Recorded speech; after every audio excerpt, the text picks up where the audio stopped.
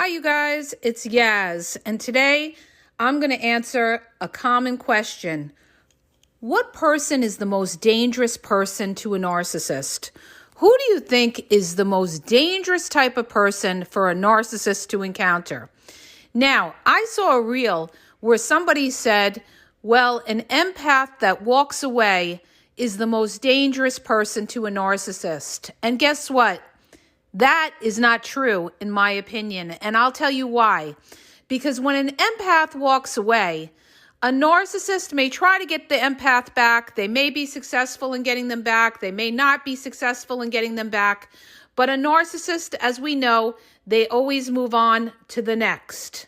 But I'm going to tell you what type of person will trip up the narcissist and could be dangerous to the narcissist. So, what kind of person do you think is dangerous to a narcissist? We know narcissists are manipulating. We know they're liars. We know some of them are cheaters. We know they're deceptive. But what type of person is dangerous to that narcissist? Well, I'm going to tell you, you guys. The person that is the most dangerous to a narcissist is, of course, another narcissist, all right? And this is one of the narcissist's greatest fears, that the empath is just like them, that the empath will be the one to outplay the narcissist, when in fact, a lot of times it is another narcissist who will outplay the narcissist. See, narcissists in general are very perceptive. They're very good at sizing people up. And a lot of times they can recognize their own. They can recognize another narcissist. But sometimes they get involved with people. They may be lusting the other person who's a narcissist. They may want something out of that other person that's a narcissist. And they still go for it, go for the supply. And this is how a lot of narcissists get played, because they get involved with another narcissist who's going to play them right back. Okay? And this happens all the time. This could be toxic relationships where you have two narcissists who are constantly battling each other, trying to outplay each other, living secret lives on each other. All right? So what's dangerous to a narcissist is to come in contact with another narcissist who is going to be just as dangerous as they are. Somebody who's also, when they receive a narcissistic injury, is going to seek revenge. See, generally, an empath is not going to seek revenge. An empath is going to get hurt. They're going to move on. They're going to go on their healing journey, okay? They're going to, be devastated initially because they feel so deeply. But in time, they will heal. They move on in their lives. But when you deal with another narcissist is going to make that narcissist pay. They will try to hurt them in a lot of different ways. They may try to hurt them in court with legal issues. They may be a stalking type of narcissist, a malignant narcissist. They may break everything in the house. They may put their hands on you. They may cause problems, all right? And this is where the narcissist gets blindsided. Because I'm going to give you guys an example. You could have a narcissist who's out there, juggling supply. And then they get involved with a narcissistic person. Or it could even be a super empath who they, hurt very, very deeply. That person is not going to just shrug it off.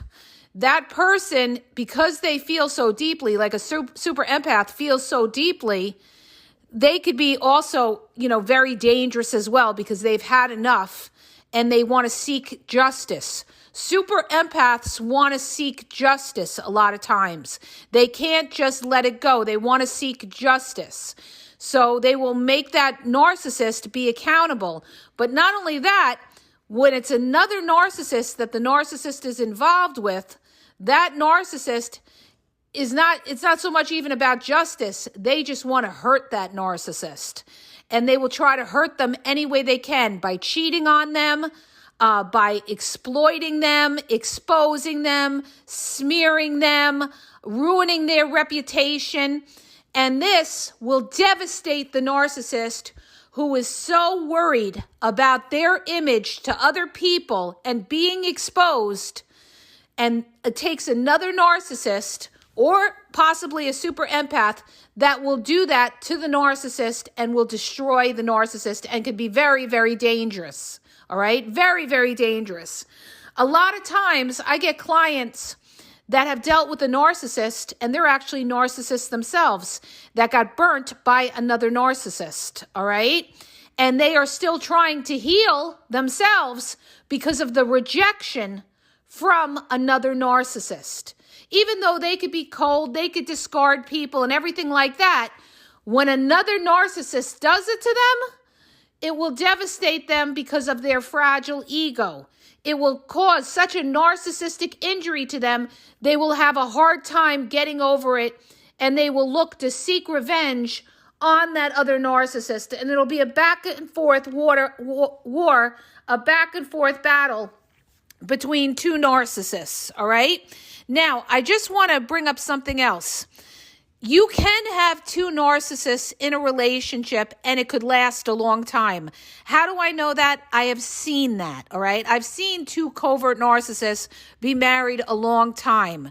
I have seen it work. I have seen a covert narcissist and a malignant narcissist be married and last a while. Although that relationship may be a volatile relationship, one narcissist always has a little bit more power over the other one. It's usually the malignant narcissist who, because they're violent, they're volatile. The covert narcissist works more on the, undercover kind of way. But narcissists, they know when they're with somebody who's stronger than them, okay? So don't think just because you have two narcissists together, it never ever works. It can work depending on if they need each other and if they have a common enemy. Narcissists that have a common enemy can work together and stay together, okay? Or if they need each other, they could stay together. But you could also have a narcissist that doesn't need the other narcissist and will destroy them, okay? Destroy their ego and really devalue them to the lowest form, okay? Because a narcissist, when they devalue someone, they do it in such a cutting, wicked way. And if they do it to another narcissist, they are going to be shattered by that. They're going to be shattered that somebody is as low as them, and they're not going to get over it that easily. They're not going to get over it that easily. And a lot of narcissists get involved with people who give it back to them, which could be another narcissist, or like I said, it could be a super empath or something like that, or even a dark empath. And they could get involved with somebody like that, and they could get very much hurt by it, okay? Because they're not, like I said, they're not going to just shrug it off their shoulders and let that narcissist go around playing mind games on them. They're going to play mind games on them right back. And see, that's why when you get involved with a narcissist, I need to clarify this, because I see this misinformation time and time again by popular influencers who say, oh, well, once the narcissist knows that you know that they cheated on you, that's when the narcissist will stop trusting you. And that is not correct. The narcissist did not trust you from day one. They already have a blueprint in their mind of how you are. They automatically assume that you're as shady as they are, or you will be as shady as they are, because they don't trust people in general. They don't trust people in general. A lot of times they figure, oh, you're being nice and everything to them. Like when you have somebody that's trying to be nice to the narcissist, and they figure, well, you must have an agenda behind that for you being nice to them. Or they figure you're going to change and you're going to stop being nice to them. And that's why they want you codependent on them, so that they can control you and so that you don't ever change in giving that narcissist attention or feeding that narcissist. So that's why they wouldn't want you having connections with family, friends, or support system. They want you to be codependent on them so that they have the power, they have the control. Now, the point I'm bringing all this up is because a narcissist always wants to be one step ahead of whoever and whomever they're dealing with. The biggest fear of a narcissist, besides abandonment, is getting played by somebody else, and especially getting played by another narcissist. So that's why they may cheat on you in the very beginning, all right? Like a lot of people, they find out later on the narcissist was cheating on them, but what they don't realize is that that narcissist was probably cheating on them from day one. And they do that as an insurance that today or tomorrow, if you ever cheated on them, they could feel better and know that they got you first. They cheated on you first. They never want you to have a one-up on them.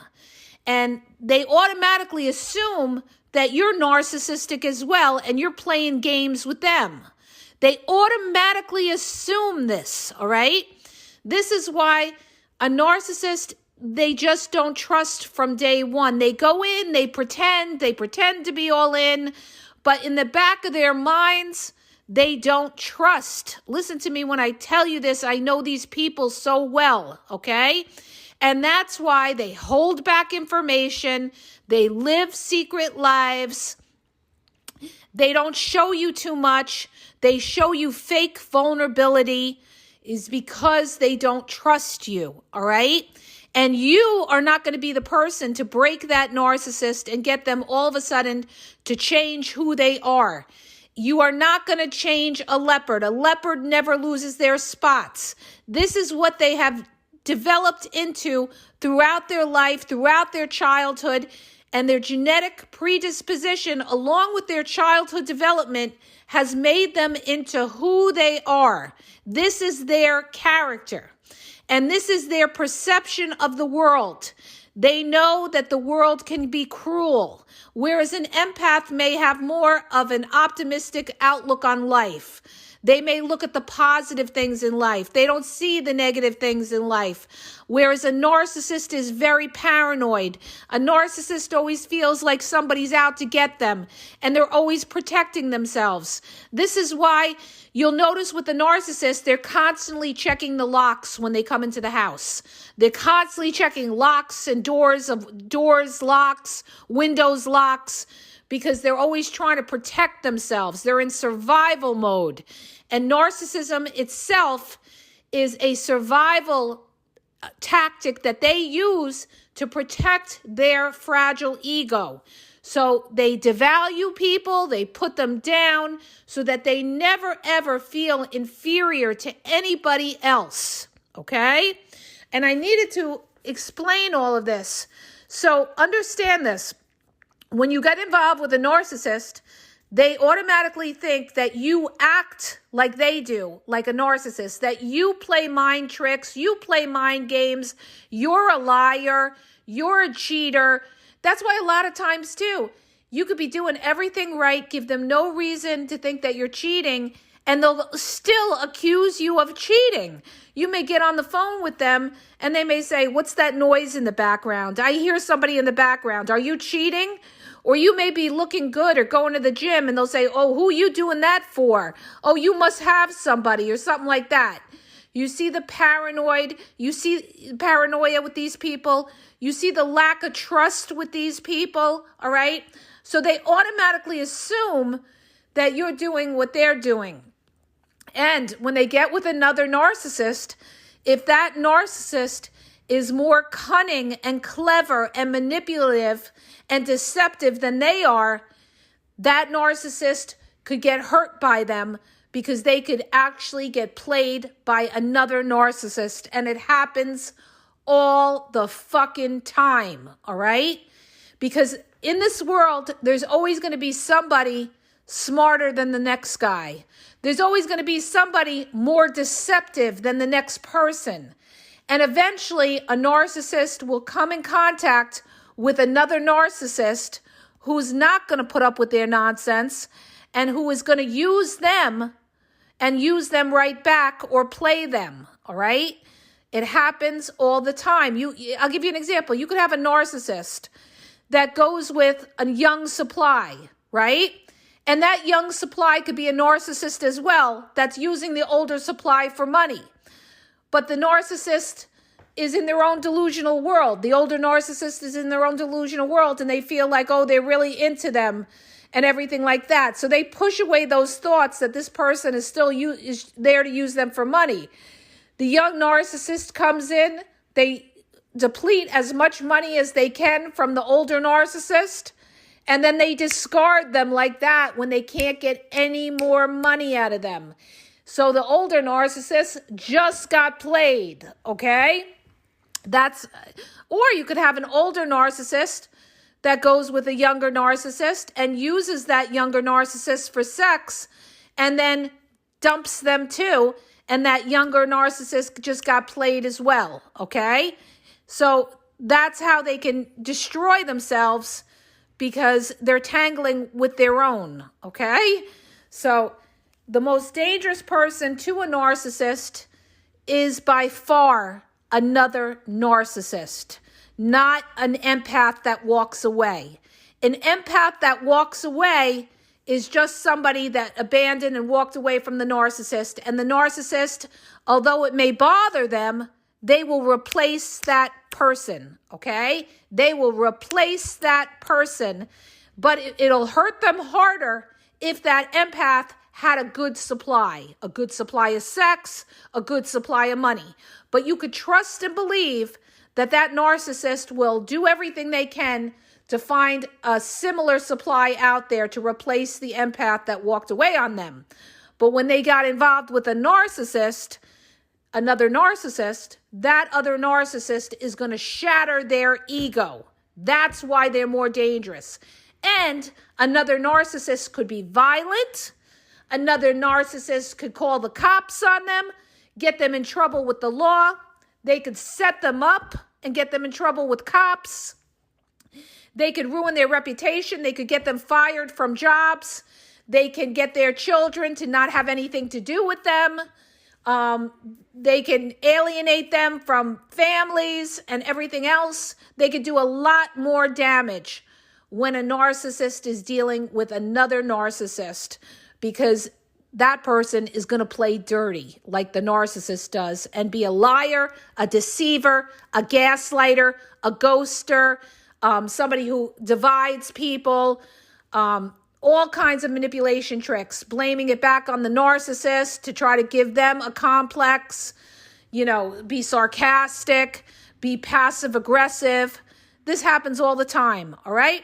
So I hope that helps you guys. I am losing my voice. If it does, hit the subscribe button, share the podcast.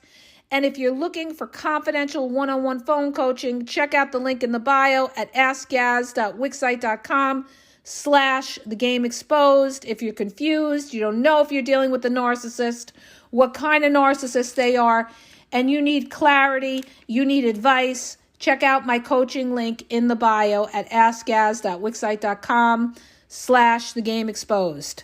For all my videos, reels, check out my YouTube at the Game Exposed podcast on YouTube, okay? I lay it down. I put down as much information on narcissism. I've covered almost everything, you guys. So check it out at the Game Exposed podcast on YouTube. Instagram is the Game EXP123, and TikTok is the Game Exposed. And have a great day.